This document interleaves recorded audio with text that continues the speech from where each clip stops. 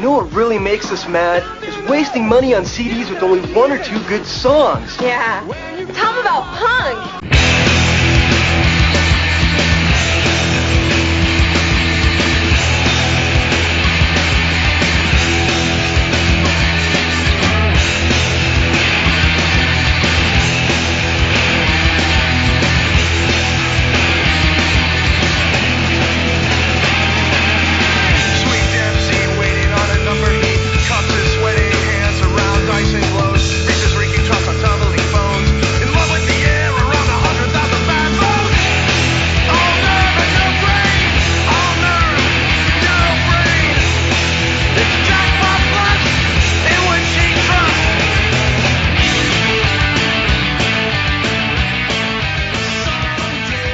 What's up, posers? Welcome to Punk Ladder Pod, the game where no one wins. I'm your co-host, Justin Hensley. Was that a better take, Dylan? Yes, it was more snotty. What's up, posers?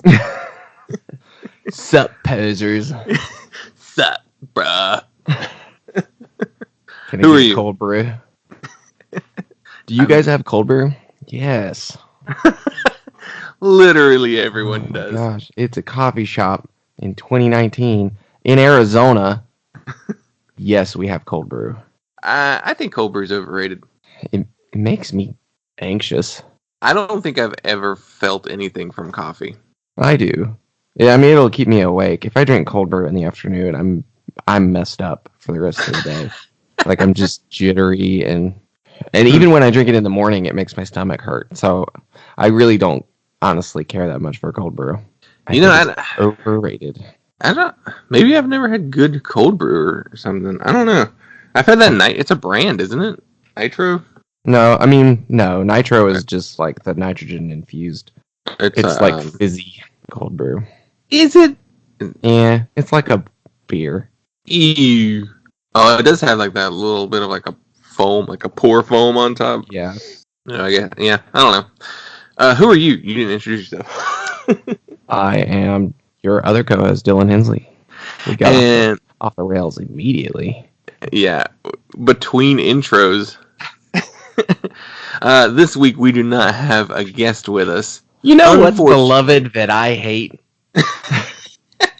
That's the show. Yeah, pretty much. This is the show where using a random number generator and the Rate Your Music punk charts, we choose one album and one EP to discuss every week.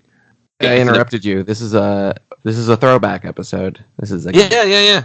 It's just the two of us. So we had a couple weeks in a row with guests with Corey and Paul, and we're definitely going to have them back on because we really enjoy the 3-person, Yeah. Dynamic? Yeah, 3-person dynamic. I was thinking of it in wrestling terms. They call it a 3-person calling booth or something like that. It's whenever you have 3 announcers instead of 2. All right. And it started raining. Great. We need guests to keep us focused. We'll have some soothing rain sounds on this special ASMR episode. I can only imagine.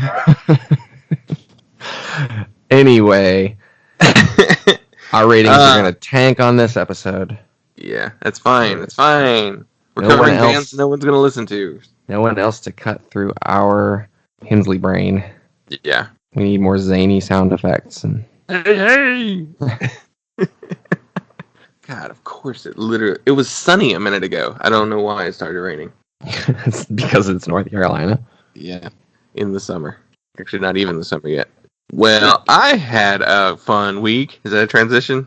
Yeah, it's fine. This week, last week rather, I trained for a new position at work during the week, so we didn't actually record last week, so we don't quite have the buffer that we normally do. So, but I'll cut that out. I don't know why you needed to know that. In case you were wondering. In case you want to know the logistics of this podcast, I went to Heroes Con on Friday, which is one of the biggest comic book conventions in the Southeast. Been running since the 80s. It was great. It was a lot of fun. Talked to a lot of artists and writers, and spent a lot of time in Indie Island, and it was really fun. Met a fellow punk podcast. Oh. There's one called Punks and Panels, and the dude who hosts it is from Greensboro. I was like, what? There's two of us in the state? Weird. So his show is basically he interviews people in like the punk and basically anyone who has a connection to punk rock and comic books. So like it's either like musicians who are comic fans or like comic, writers and artists that are, grew up in the punk scene and stuff like that. So it's a really cool concept of a show. He's interviewed like Daniel Warren Johnson, who's a really cool writer and artist. And then he's like interviewed people in bands, and like it's a really neat idea. So check that podcast out if you have the time. And then, I mean, I was just happy to see that there was another like punk podcast in North Carolina. So maybe we'll try to do a crossover of some sort. So, and then on Saturday, I went back to Charlotte twice, 2 days in a row, to the 10th anniversary of Self-Aware Records show, and it featured our good friends of the show, All Right, with John Russell on drums, past guest, and Old Flings reunion. They broke up 3 years ago, and this was a one-off reunion to celebrate the anniversary of the label. So it was really awesome to see Old Flings play. They hadn't practiced at all. They had like maybe run through some songs on their own. I think Travis and Matt practiced together at one time. But, I was going to say, it's been a really long time since Travis has played. Well, he played on that European tour, which That's was true. like one of the last things they did. And what was he? He was at the last Fest performance as well.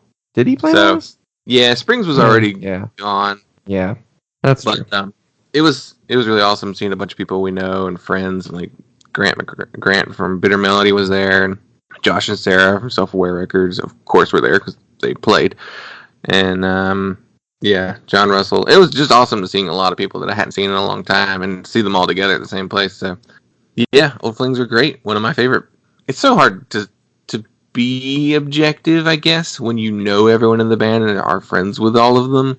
But I genuinely love that band. Yeah, I do too. I'm like, I've seen plenty of friends' bands who I don't know all the words to their songs, Yeah.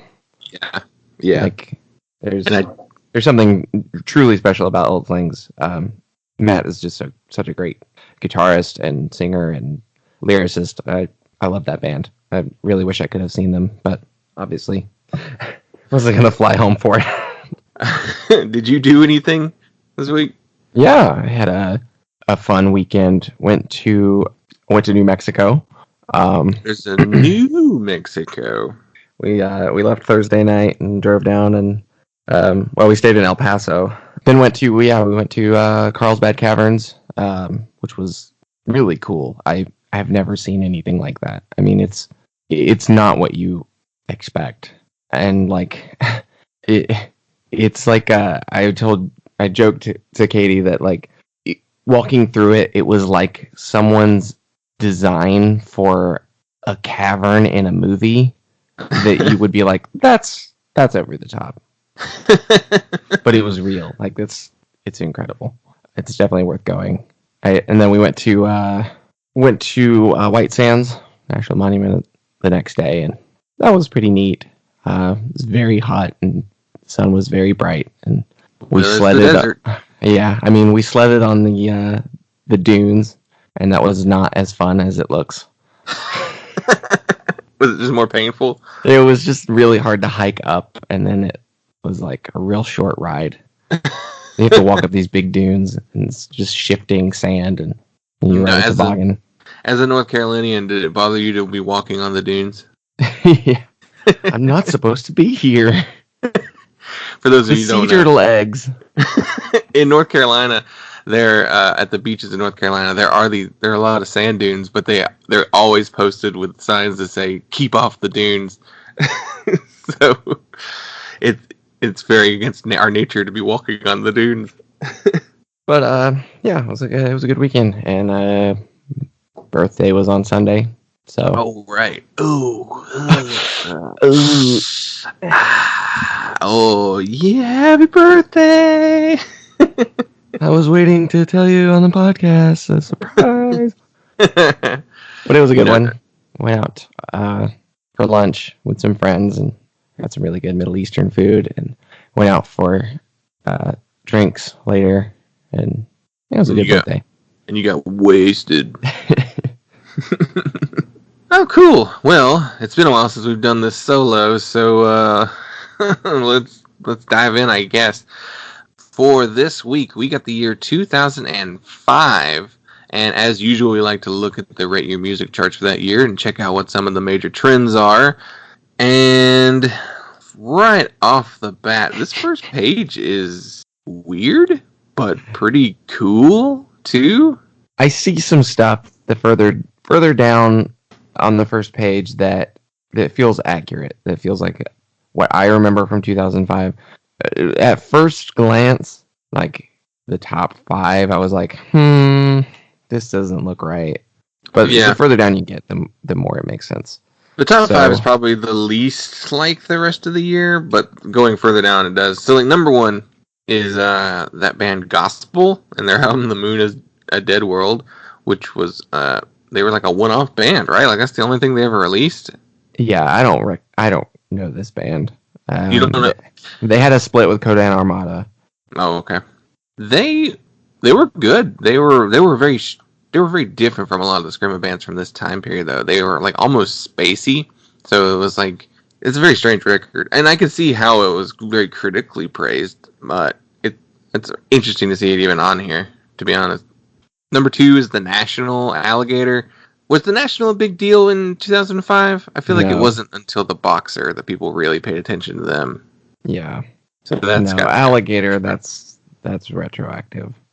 Number 3, Johnny Hobo and the Freight Train's Man Tits split. Love Songs for the Apocalypse. I always forget that that's actually a split because that's the one with like all of the big Johnny Hobo songs.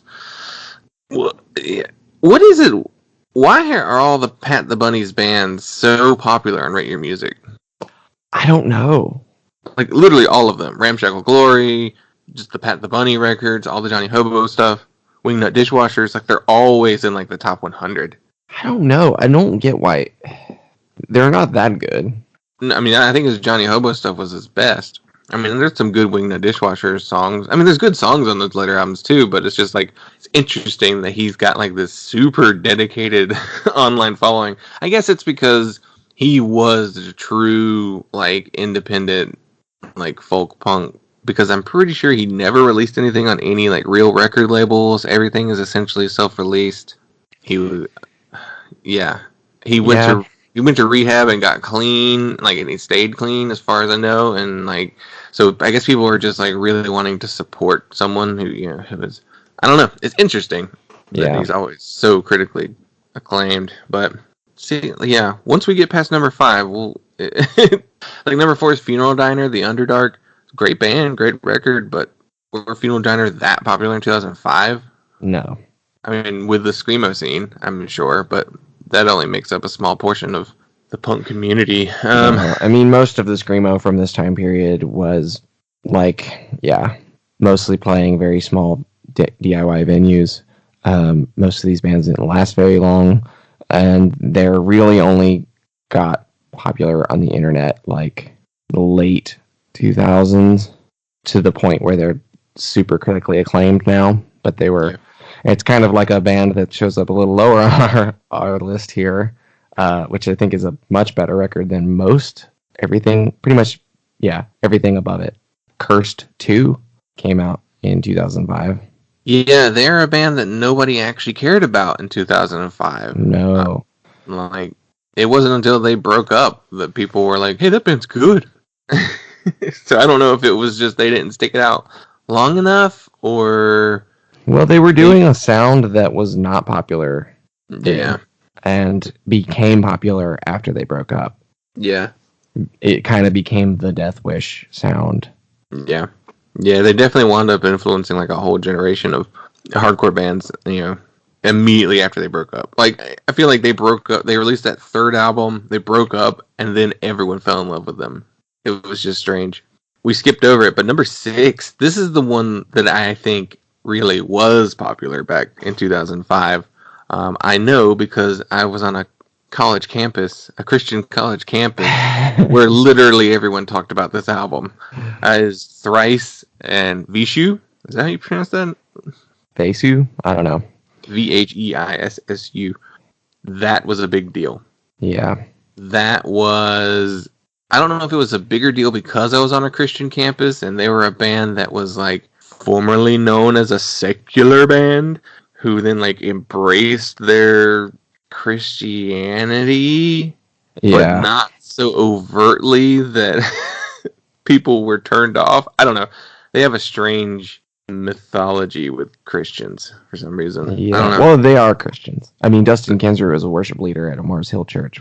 Woohoo. Yeah. A very terrible church, Mark Driscoll, who is now the pastor of the church down the street from my coffee shop. So that's wild. The swearing pastor. Yeah, the sexist trash, homophobic pastor. Yeah, but he was cool.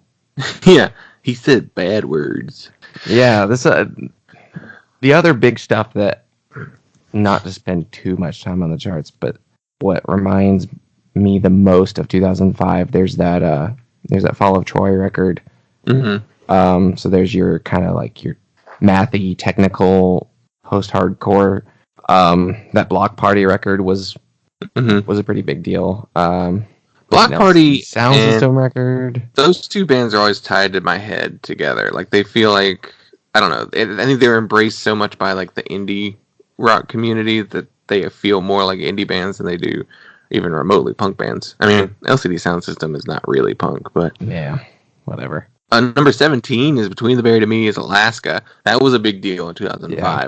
Like that was very seriously like immediately popular when that one came out. This is an interesting list. Like there's plenty of things. There's a lot of stuff on this list that I would expect to be higher.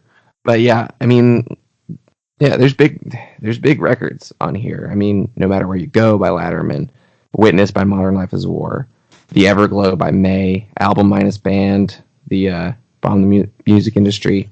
That Receiving End of Sirens record was pretty big. Mm-hmm.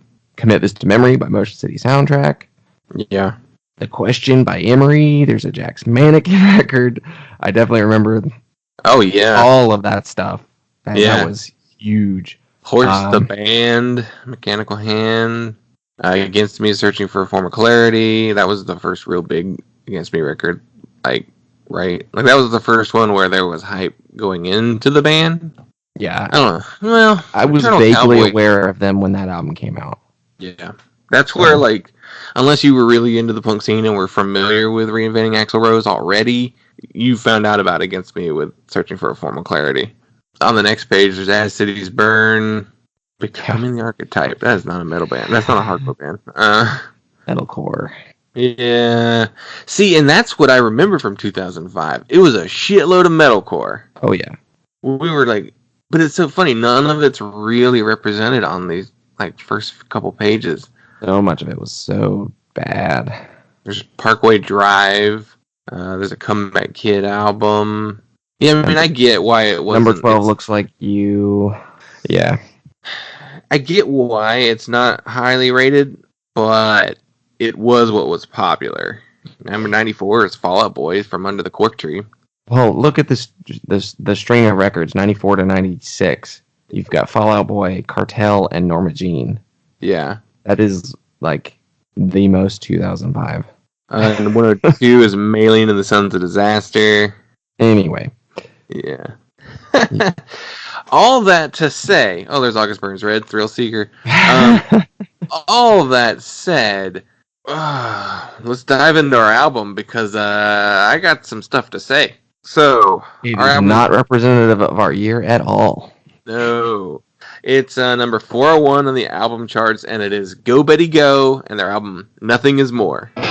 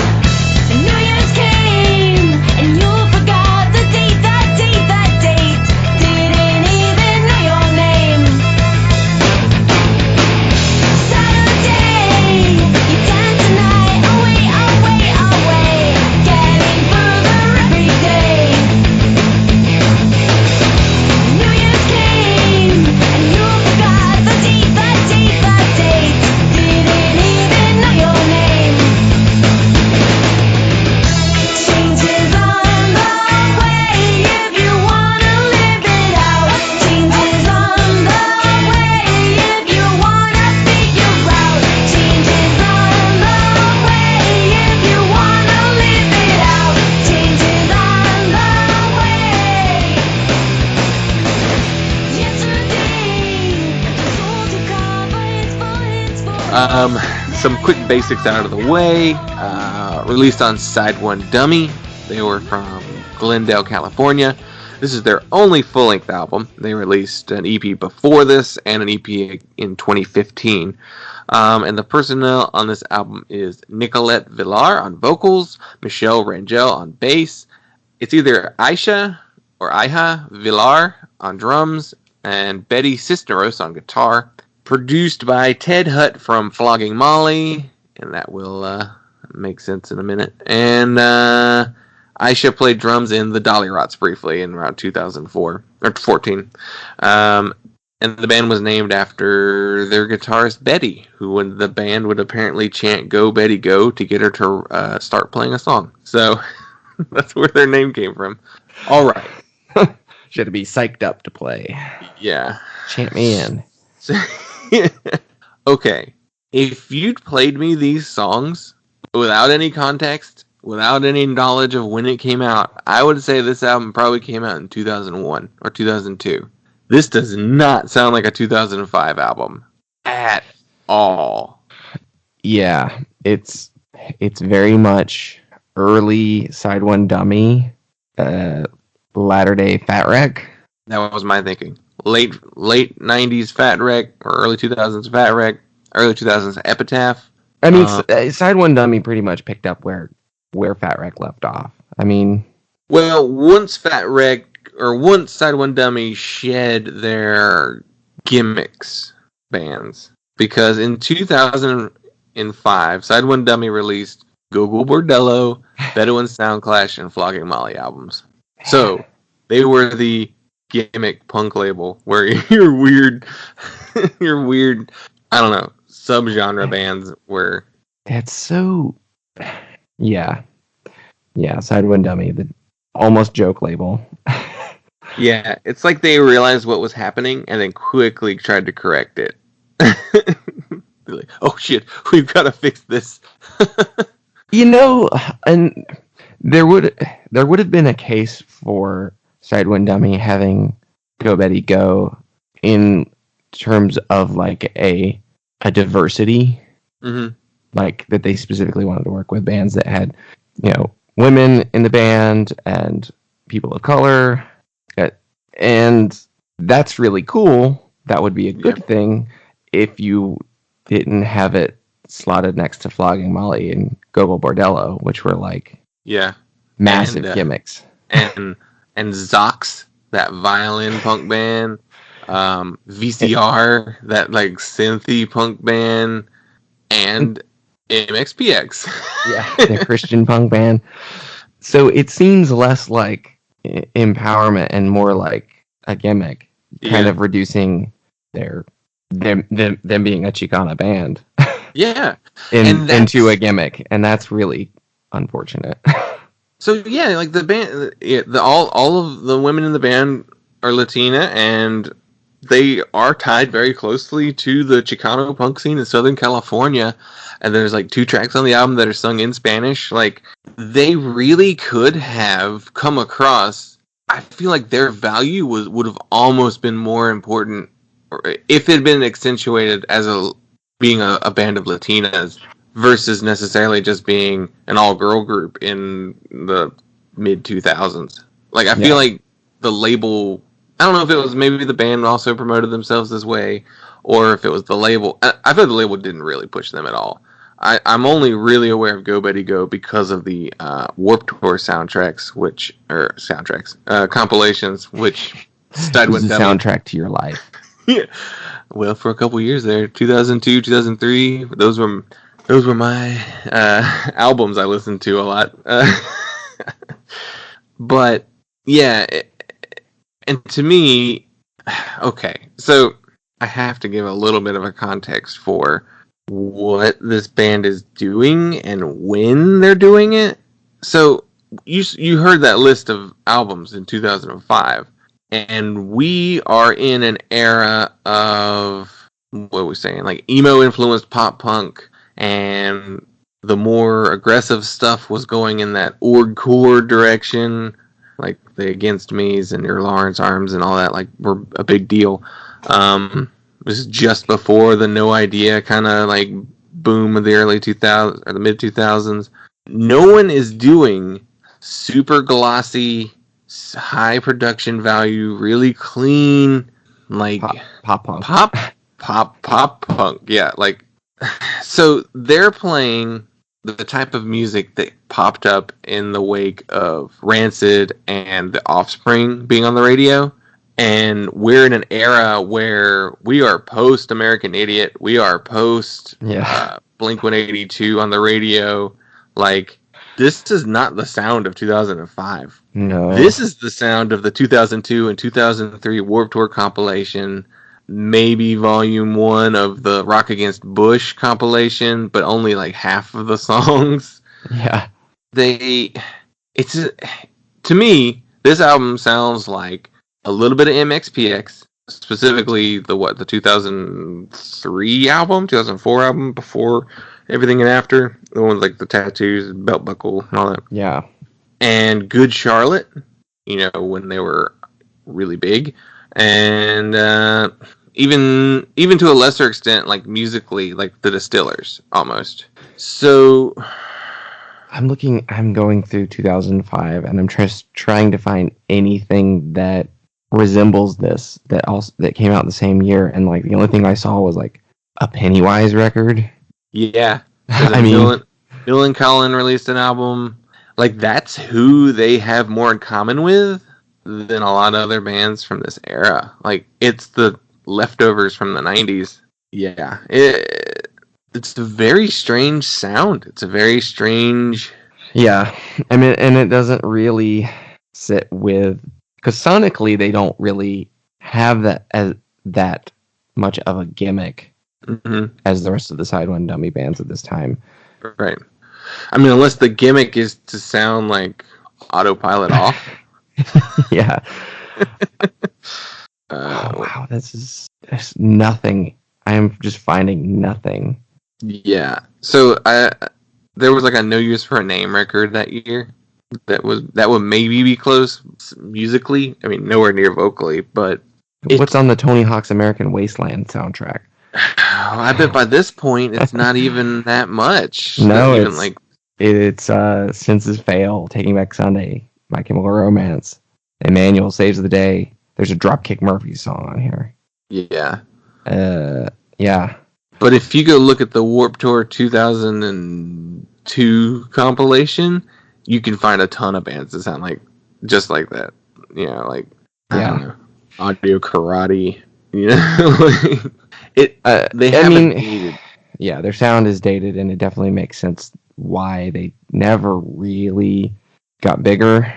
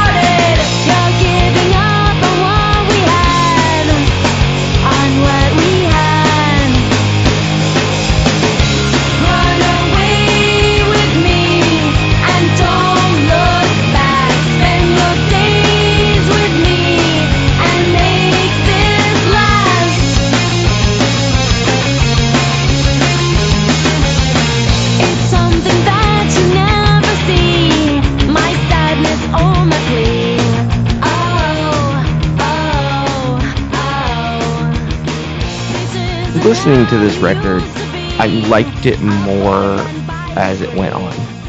I don't know if maybe the better songs were stacked towards the last half of the record, or if I just kind of got acclimated to the sound and could, catch some of the hooks. There were moments that reminded me a little bit of like Bouncing Souls.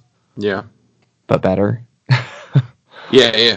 My initial takeaway from the album, I do think the very first track is probably one of the strongest. The song Saturday, that's one of the strongest, and then the song Runaway, which is like a little closer to the second half. Yeah.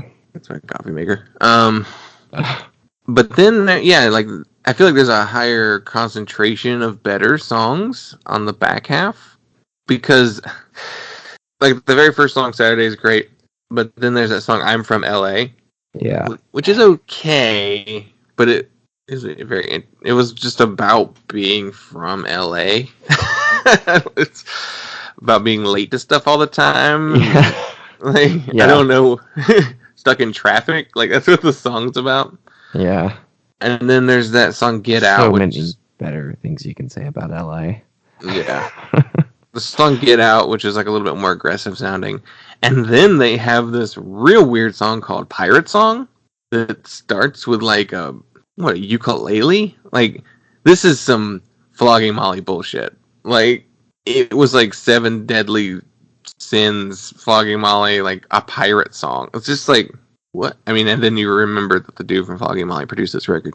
But I would say I would take the song Saturday, listen to that, and then skip to No Hay Perdon, which is like the one of the first song that's sung in Spanish and has a little bit of a flamenco-y guitar part and some like weird funky guitars. But and then listen to the rest of the album from there. There's an acoustic song on there called Ticking Bombs that is not great, but it's more indicative of an acoustic pop punk song from 2002. So vocally, I was trying to think of who to compare Nicolette to, and the first comparison I saw on when I Googled the band and when I looked at them on Spotify, the very first comparison was to the band The Dolly Rots. And I went and listened to a couple of songs just to see how similar they are. And musically, they're not that similar, but vocally, the singer Kelly Ogden of that band and Nicolette sound very similar to each other. So I was like, oh, that's interesting. I see why they're the number one compared band, because vocally they have a lot of similarities. Musically, they're not that similar. Yeah, and so I wanted to talk about, because the lead singer of the band is a woman, well, the whole band are women, but the lead singer of the band is a woman, there is a tendency for music journalists to compare, female-fronted bands, which is not a genre, to other female-fronted bands, regardless of whether or not they actually sound that much alike. And I could see back in 2005, if people compared Go Betty Go to some like bands like Tsunami Bomb or the Eyeliners, and that's not accurate. It's vocally, all three of those women sound completely different from each other. Yeah.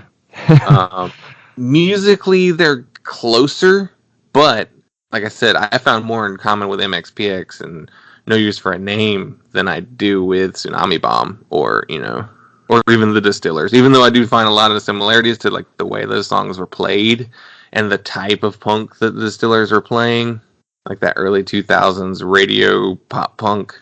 It's just so funny how lazy music journalists are. Oh yeah, yeah, it's just the easy thing, like girls in the band, all right. Like that fact, you just latch onto it. And you used to see this a lot with Lemuria. Like, everyone compared any band with a woman singer in it to Lemuria. Oh yeah, any vaguely indie-ish punk band in the last 10 years with a female vocalist, it's Lemuria. Number one comparison, Lemuria. And then the Crutchfield sisters. Right. So you'd get like Waxahachie and Swearin' comparisons. It's like, no, all of these women have distinct voices that are completely different from each other. And also the music is not even that similar. Yeah. Which, it's just sexism and music journalism. But I feel like I don't see it as much these days. But it certainly has been called out more. I did see a tweet this week, though. I can't remember from who, but it was definitely some a band that was like, "Hey, stop comparing us to the same two women. Like, we're different." And I don't know. Maybe I just don't read a ton of music journalism anymore, or maybe the ones I do trust are good. So, like, I love the Gray Estates. Like, they're where I go to look at new music the most, and then like New Noise, I feel like is consistently good about not falling into bad writing tropes that you see a lot. But Yeah, it's not the same comparisons every time. yeah, And yeah, New Noise specifically is, well, I guess you mentioned the Gray Estates. They're also run by women, true. and are geared towards giving. I know New Noise really does try and emphasize women and LGBT people and representing their voice in their magazine, and so it's always you have a different perspective, and you don't have the typical lazy white guy who can't differentiate between women's voices. Yeah, like your pitchforks and your even. It's funny. I would say I would lump in Brooklyn Vegan with that, but I don't think Brooklyn Vegan even bothers to compare bands. Yeah, I feel like they primarily are just like, here's the bands playing in Brooklyn. yeah, that's pretty much all that website is. But weirdly, they get like here's a song stream. Yeah, they get song streams. That's the only thing that is valuable for non-Brooklynites.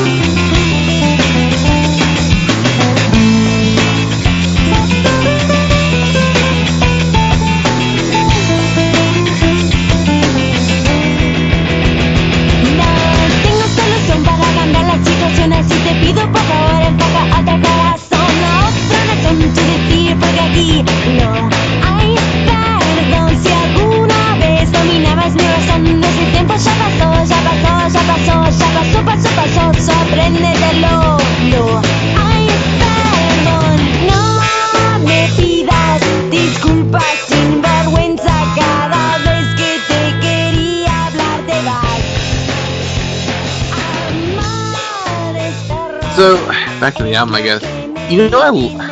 My overall feeling is positive. I like the album. I enjoy a lot of the songs. But if I'm looking at it, like, critically, like, trying to, like, analyze what they're doing, it's not the most original. It's very dated for 2005. It's not pushing really any boundaries, I don't feel like. And... Which... I would say maybe that's not their intention. True. And I get the feeling they probably were just playing music that they liked. Yeah. It's out of place. When did they start? They started in 2000. So my thinking is they started in the early 2000s, and the type of music they're playing actually fits in quite well with that sound. And... they just didn't change their sound. And I guess maybe it took them so long to actually gain traction. Like, their first EP came out in 2004. So maybe they were like, no, we have these songs that we've written and we want to record them. And it's like, we love these songs. And even if like the landscape have changed underneath them. That's the thing. They say you write your first album for 5 years.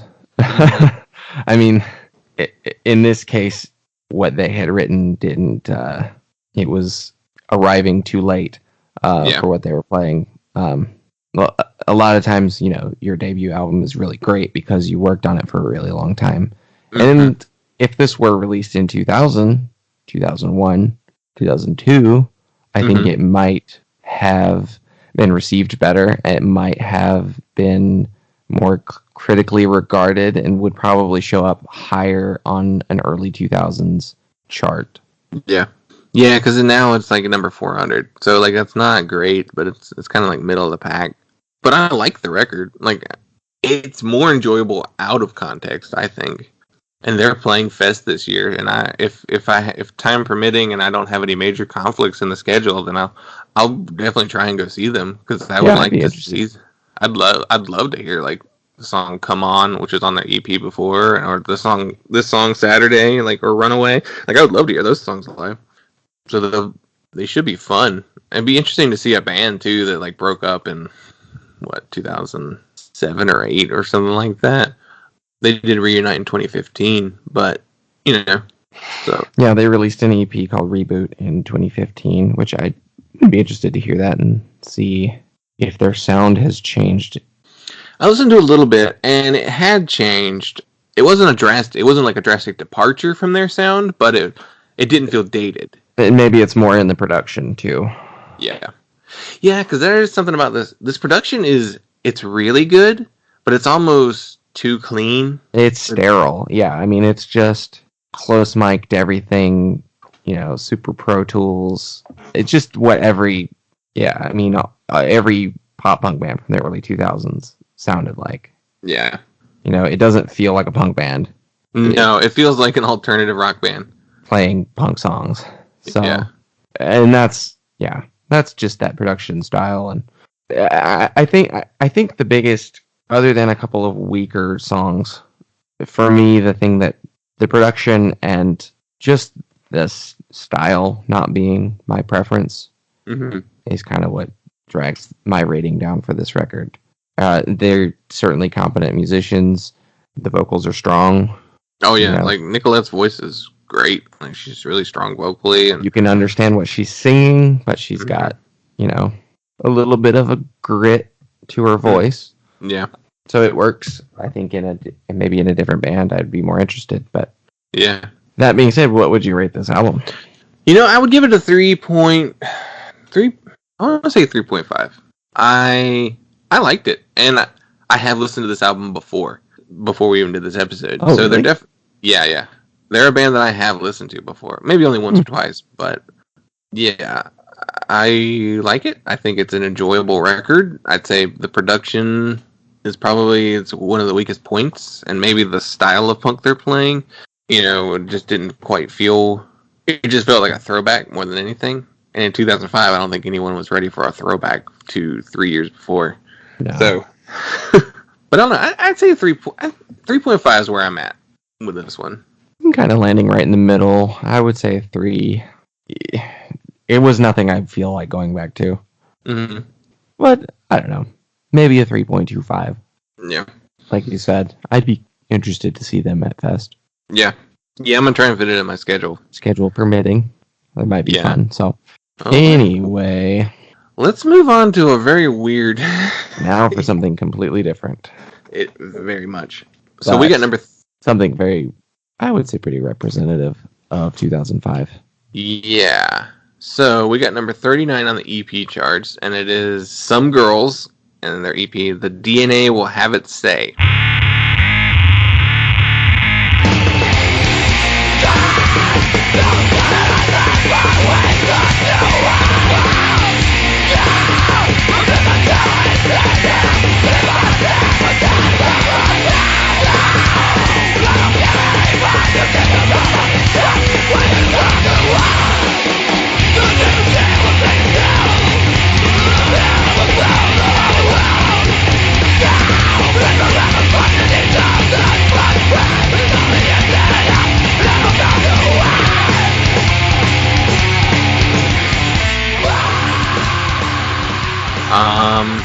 Basics. They're from San Diego, California. This was released on 31G Records, and the personnel on this album. Are you aware of the personnel in this band? Yeah. Okay. Yeah. Well, let's lay it out. The two big ones. Yeah. So we have Wes Isold on vocals, Charles Rowell and Rob Morin on guitars, Justin Pearson on bass, and Sal Gallegos on drums.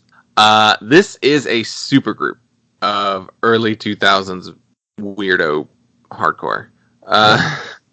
Wes Isold, of course, is from American Nightmare, aka Give Up the Ghost, and Cold Cave. Charles played in The Plot to Blow Up the Eiffel Tower. Rob was in Unbroken and later Narrows. And Justin Pearson was in The Locust and Swing Kids and a billion other bands. So, this EP, what did you think of it? I enjoyed it. Yeah. I think I kind of went into it thinking I wouldn't, but I don't know why, because I know I've heard Some Girls before and I like them. And yeah, I was aware of their pedigree. So it's very much the kind of stuff that I would like, that I was listening to in like 2009. 2008, 2009, when I got into Screamo and all the really weird hardcore, mathcore, noisecore bands. And before I listened to it, and actually before I knew who was even in the band, my initial thought was that they were just like a Death Wish like hardcore band, like the fast, blacklisted, cursed style hardcore. And it's there, but once I learned of the Locust connection, that made it make way more sense. Oh yeah, like this is like the more. And I like Some Girls more than the Locust. Yeah, I do too. Definitely more than Plot to Blow Up the Eiffel Tower. Yeah. I don't even really love American Nightmare. No. They're fine. They never did anything for me. I think this is probably Justin Peterson's best band other than Swing Kids. Yeah. Yeah, I'd agree with that. Out of that, like all those other bands, the only other one that I would maybe, Swing Kids, and then maybe like Unbroken or Narrows over Some Girls, but even then, I'm not so familiar with their stuff that I could say. It was hard for me. So it's one of those EPs that I liked it, but it's so short. It's 7 minutes long, and there's 6 songs. The longest song on the album is 1 minute and 3 seconds. And there's only one other song that's over a minute, and it's 1 minute 2 seconds. So the rest of them are under a minute. So it's hard to review, or like, I just had to think of it as one big song. And yeah, I like it. I like the sound. I just wish there was more song, if that makes sense. To me, the standout track is the title track, primarily because it features guest vocals from Karen O. Yeah. of the AAS. So weird. And I'd say this EP is worth seeking out purely just to hear her on a hardcore band. Like, it's very strange. Because even in 2005, AAS were like a thing, right? Like they were. When was Fever to Tell? Fever to Tell was 2003. So this is between. This is right before Show Your Bones, which I guess that's the big AAS record. But yeah, it's just funny to hear her in like a hardcore band, even if it's just like backing vocals. But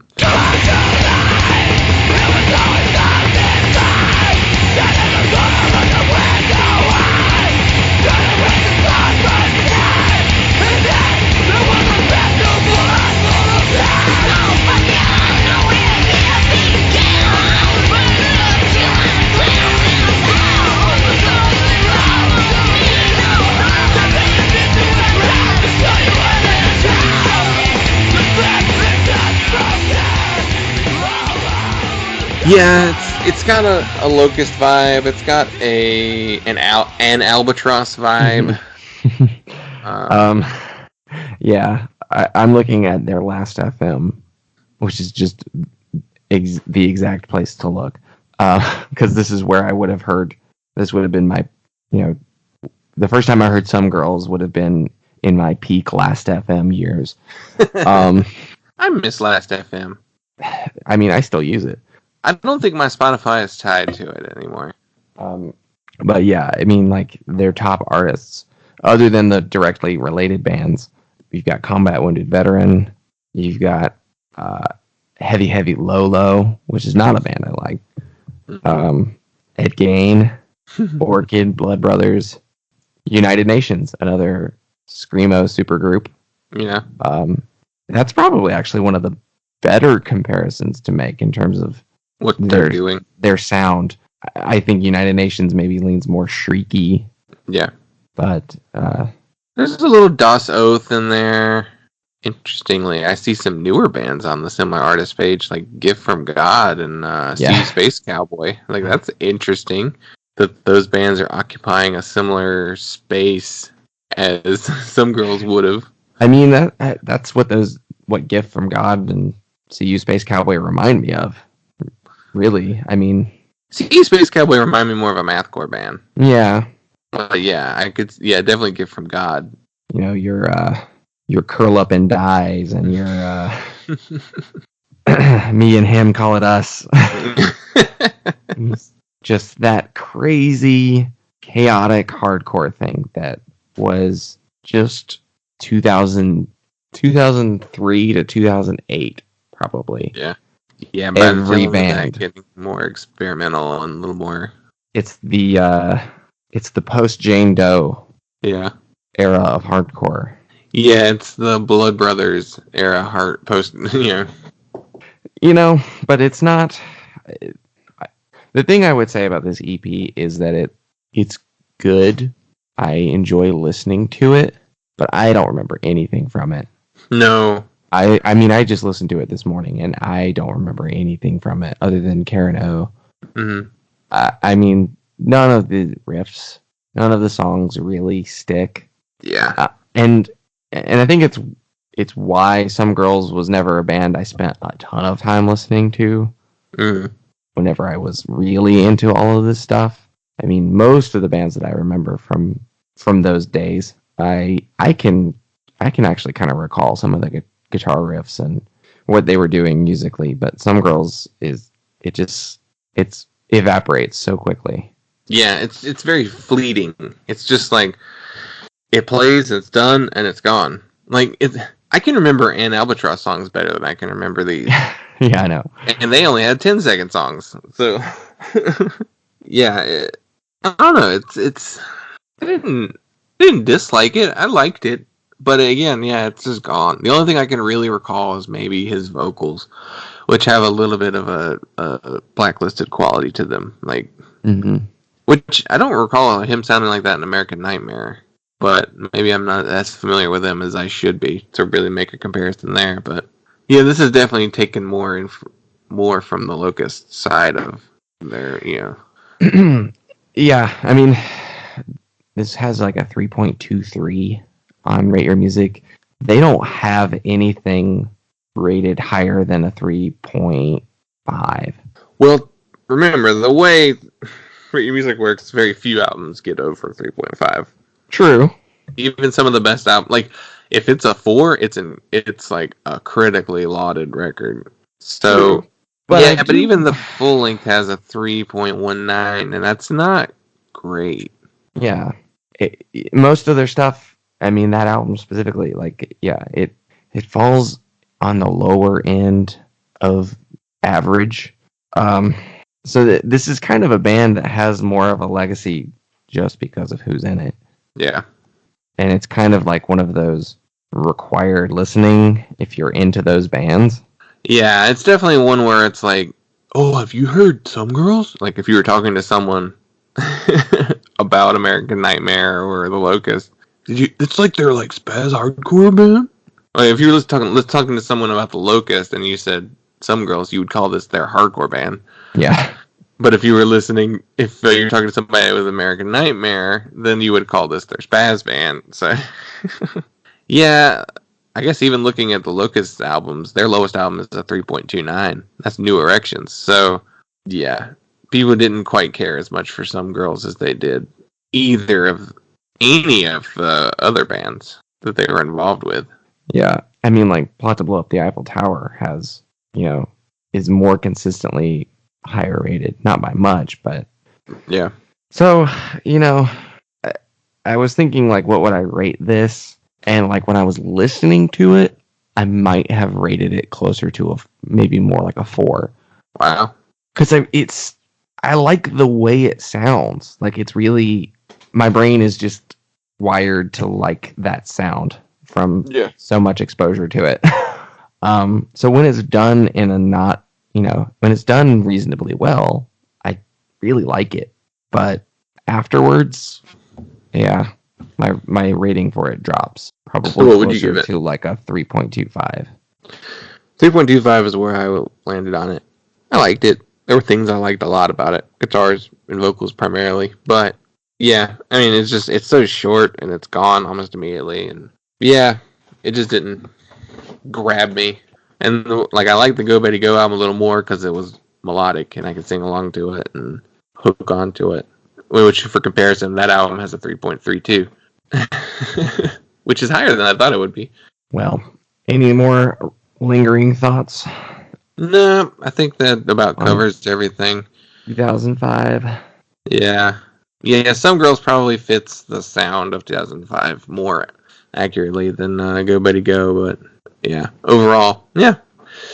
As always, continue to follow us on Instagram, Twitter, and Facebook. We're at punklautopod. We have an email address as punklautopod@gmail.com, and our website is punklautopod.simplecast.fm. As always, please continue to rate, review, and subscribe. And yeah, I guess that'll do it for this week. Did we win? Yes. Did we? Did we? I think we broke even. Hey, there's a New Mexico.